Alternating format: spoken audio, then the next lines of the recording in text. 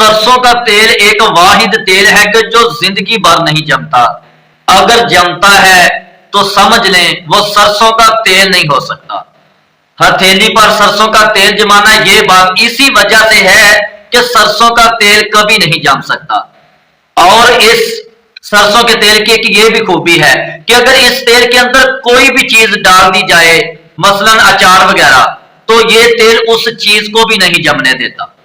तो मेरे प्यारे भाइयों, ये सरसों का तेल, इतने इसके फायदे अगर आज से हम अपने सालन में, अपने खानों में, रोटी के साथ अगर सरसों का तेल इस्तेमाल करना शुरू कर दें, इसका जायका भी है और ये लगता भी कम है और दीगर घी की निस्बत ये मिलता भी सस्ता है और दीगर जितने भी ऑयल घी वगैरह है उनकी निस्बत इनके अंदर इतने फायदे कि आप सोच भी नहीं सकते। अगर आप सरसों का तेल इस्तेमाल करते हैं तो यकीन जाने मिर्गी या दिल का दौरा कभी नहीं पड़ेगा, आप ब्लड प्रेशर के कभी मरीज नहीं हो सकते। और इसी तरह ये तेल गुर्दों के लिए भी बहुत ही मुफीद है। ये तेल नालियों को साफ करता है। जब नालियां साफ होंगी तो सांस लेने में किसी किस्म की कोई दुश्वारी नहीं रहेगी।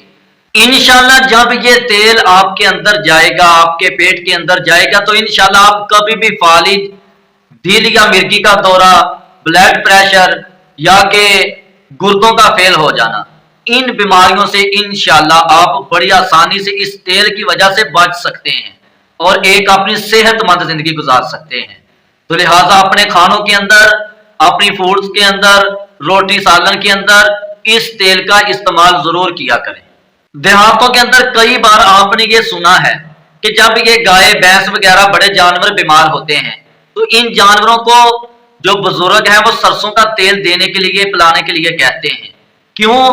क्योंकि इस तेल के अंदर बड़े फायदे हैं। उन जानवरों को जब तेल दिया जाता है तो बड़ी बड़ी बीमारियों से उनको बचाया जाता है।